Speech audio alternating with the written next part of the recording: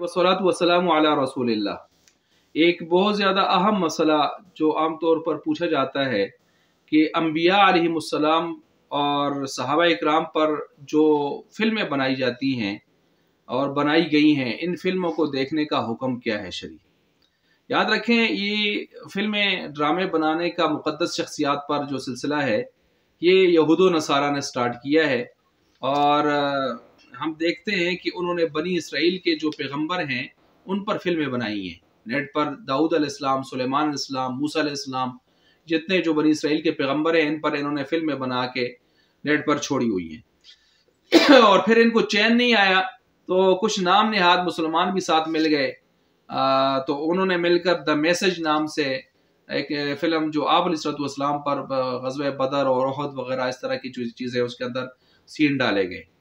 और इसी तरह जो है फिर अमरीकी एक पादरी है जिसका नाम टेरी जोन्स है, उसने एक फ़िल्म बेहुदा फाश फिल्म बनाई थी आप अलैहिस्सलाम पर, और जिस पर सारी दुनिया के मुसलमानों ने एहतजाज भी किया था।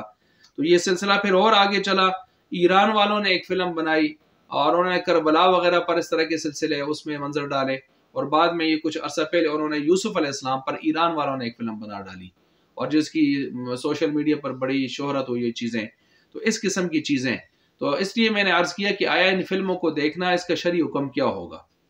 तो मुख्तसर बात यह है कि ऐसी फिल्में देखना सैर व सियाहत के लिए, सैर सपाटे के लिए, माज तफरी के लिए, मालूमात के लिए, और ये चीज़ें ठीक नहीं है। बल्कि बाज़ उलमा कहते हैं देखने वाले अपने ईमान की खैर मनाएं। ये कोई छोटा जुर्म नहीं है, बड़ा जुर्म है। अपने ईमान की खैर मनाएं, नहीं देखनी चाहिए। हाँ, कोई आदमी अगर इन बदबख्तों पर रद्द करना चाहता है और फिर इनकी ये चीज़ें देखकर वो अपने लिए मवाद फराम जो है वो अपने हासिल कर रहा है, तो उसके लिए गुंजाइश उस दर्जे में हो जाएगी। और ये आयत वक़द नज़्ज़ल अलैकुम फ़िल किताबि अन इज़ा समिअतुम आयातिल्लाहि युकफ़रु बिहा व युस्तहज़अु बिहा फ़ला तक़उदू मअहुम हत्ता यख़ूदू फ़ी हदीसिन ग़ैरिही। तो इस आयत के तहत मुफस्सिरीन ये लाते हैं कि जब भी इस तरह का गुमराह मवाद पेश किया जाए जिसमें अल्लाह और उसके रसूल के साथ, अल्लाह की आयत के साथ मजाक किया जाए, इनकार किया जाए, तौहीन वाली बातें हों, वहाँ मुसलमानों को बैठने की इजाज़त नहीं है जब तक कि वो मजलिस तब्दील ना हो, वह हालात सिलसिले तब्दील ना हो। तो इसके तहत यही है कि अगर कोई मुनाजिर इस्लाम की तरफ से मुनाजरा करने के लिए या दिफा करने के लिए इन चीज़ों को देखता है और मवाद हासिल करता है, तो उसके लिए उस दर्जे में गुंजाइश होगी, वगरना वैसे देखना चस्के के लिए, सैर सपाटे के लिए ये जायज़ नहीं होगा। ठीक हो गया। अब इसके बहुत सारे मफासिद और नुकसानात हैं, खराबियाँ हैं। मैं आपके सामने वो खराबियाँ और मफासिद बयान करने लगा हूँ, तवज्जो से समात फरमाएं।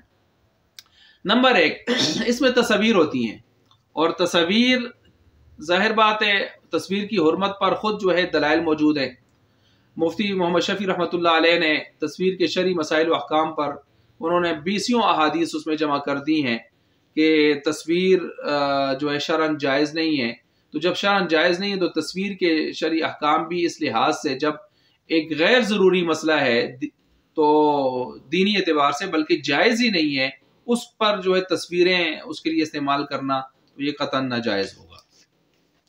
जो लोग यानी डिजिटल कैमरे की तस्वीरों के जवाज़ के कायल भी हैं, तो वो भी ये कहते हैं कि दीनी ज़रूरत के एतबार से देखा जाएगा। यहाँ दीनी ज़रूरत तो नहीं है, यहाँ दीनी मुदर्रात हैं, नुकसानात हैं, तो लिहाजा गुंजाइश नहीं होगी। दूसरी वजह, इसमें फ़र्जी किरदार और रोल्स जो उसमें अदा किए जाते हैं, और ज़ाहिर बात है बाज़ इनमें किरदार ऐसे भी होते हैं जो शरीयत के बिल्कुल ख़िलाफ़ होते हैं, और शरीयत के बिल्कुल ख़िलाफ़, तो इनकी गुंजाइश कैसे हो सकती है। नंबर 3, इसमें बहुत सारी बेपर्दा औरतों को लाया जाता है, और खिलाफ शरीयत चेहरे वाले जो मर्द हैं वो मुक़द्दस शख्सियात का रोल प्ले करते हुए नजर आते हैं। तो जाहिर बात है बेपर्दा औरतें, और ये मसलन ईसाइयों की जो हज़रत ईसा अलैहिस्सलाम पर फिल्म बनाई गई है, उसमें हज़रत मरियम का रोल किस तरह की एक अजीब सी औरत, नीम बरहना औरत अदा कर रही है, और इस तरह के ईसा अलैहिस्सलाम पैदाइश के हवाले से लेकर वफ़ात तक उनके किस किस्म के रोल्स आदमी देखता है तो आदमी हैरान हो जाता है कि इतनी मुक़द्दस शख्सियात के रोल प्ले करने के लिए ये किस किस्म के फुसाक व फुजार को चुन चुके हैं। तो इसी तरह जो है नंबर 4, कुरान व हदीस तो वाज़ व नसीहत का मजमुआ है। ये जो किस्से कहानियों की किताब तो नहीं है कि किस्सा वो अव्वल से शुरू किया और जाके आखिर पर ख़त्म किया। तो जाहिर बात है جب یہ کسی شخصیت پر کوئی فلم بناتے ہیں، قرآن و حدیث کو سامنے رکھتے ہیں، تو ان میں تو کوئی ترتیب وار شروع سے آخر تک ایسا قصہ نہیں ہے، تو یہ اپنی طرف سے پھر اس کو بناتے ہیں، اس میں بہت ساری من گڑت چیزیں شامل کر لیتے ہیں اپنی طرف سے، تو بہت سارے من گڑت واقعات بھی اس کے اندر شامل ہیں۔ نمبر 5، مخالفین جو ہوتے ہیں اس میں جب وہ رول پلے کرتے ہیں، اس میں لات، منات، عزا، حبل، اس قسم کے جو بت ہیں، ان بتوں کی قسمیں کھانا، ان کے نعرے بلند کرنا اور کفار کا رول ادا کرنا ہے۔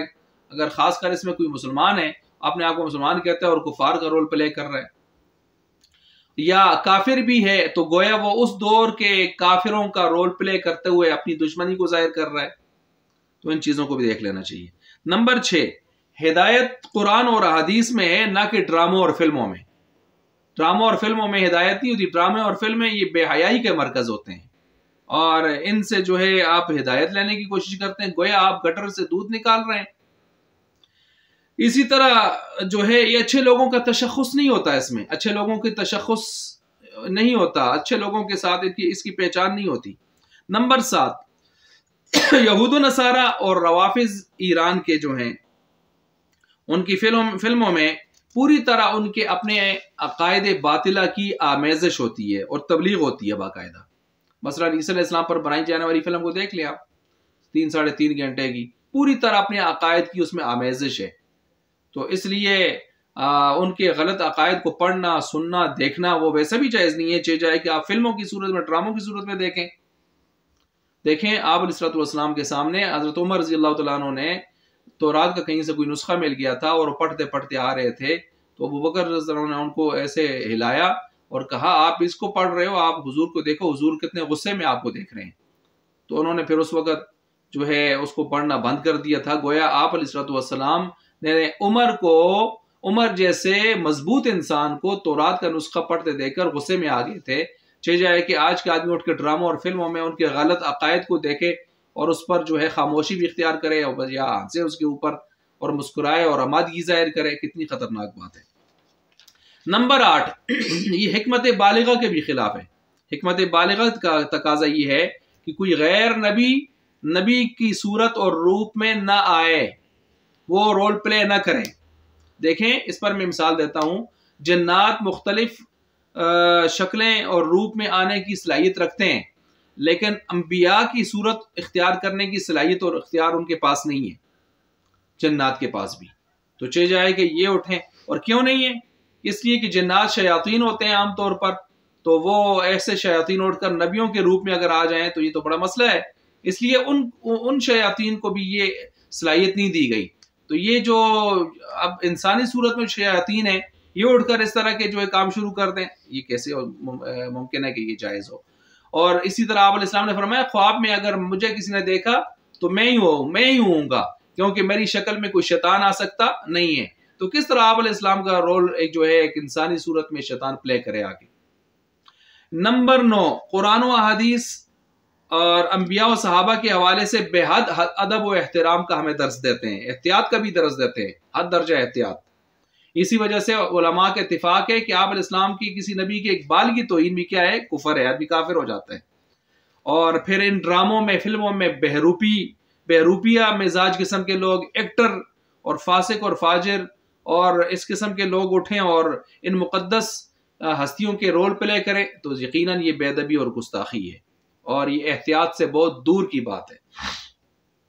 اور ویسے بھی ان نبیوں کی مقدس ہستیوں کی نقل تو ہو سکتی ہے اداؤں میں، لیکن بعینہ کما حقہ ان کے رول پلے کرنا کسی غیر نبی، کسی دوسرے انسان، کسی غیر صحابی کے بس کی بات ہی نہیں ہے۔ تو یہ ایک قسم کا اسلام کا گویا مذاق بنانا ہے اور تماشا بنانے کے مترادف ہے، اس لیے سے بچنا چاہیے۔ نمبر 10، اس میں نقصان ہی نقصان ہے، فائدہ کوئی نہیں ہے۔ دیکھیں شراب اور جوئے کے بارے میں یہ بھی اللہ نے فرمایا نا کہ ٹھیک ہے کچھ فائدہ تو ہمیں نظر آتا ہے، لیکن اس کا نقصان اس کے فائدے سے زیادہ ہے۔ یہاں تو فائدہ کوئی نہیں ہے، نقصان ہی نقصان ہے۔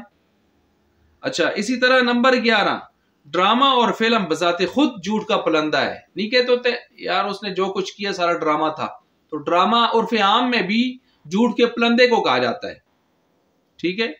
تو اب نبیوں کی حقیقی زندگی کو، تعلیمات کو، ان کے کردار کو ڈراموں جیسے عرف عام میں جس کو جھوٹ کا پرندہ کہا جاتا ہے اس میں پلے کرنا، فلموں میں پلے کرنا، تو یہ چیزیں یقیناً غلط ہیں۔ اسی طرح جو ہے جو اس کے اندر جھوٹ اس لحاظ سے بھی ہے، جو دکھایا جاتا ہے میں نے کہا وہ اصل نہیں ہوتا، اصل وہ ہے جو گزر چکا، بس جس کی عکاسی کوئی انسان کما حق ہو کر ہی نہیں سکتا۔ نمبر 12، غیر نبی کو نبی بنایا جاتا ہے، غیر صحابی کو صحابی بنایا جاتا ہے، یہ الگ ایک بحث ہے، خطرناک بحث۔ اور اسی طرح نمبر 13، نقل اتارنا۔ ایک آپ علیہ السلام کے سامنے ایک شخص نے ایک عام آدمی کی نقل اتاری، تو آپ علیہ السلام نے اس سے فرمایا مجھے یہ بات اچھی نہیں لگتی، خوش نہیں کرتی کہ کوئی آدمی کسی کی نقل اتارے۔ دیکھیں، اور پھر انبیاء کی اور مقدس شخصیات کی نقلیں اتارنا، یہ بڑی عجیب سی بات ہے۔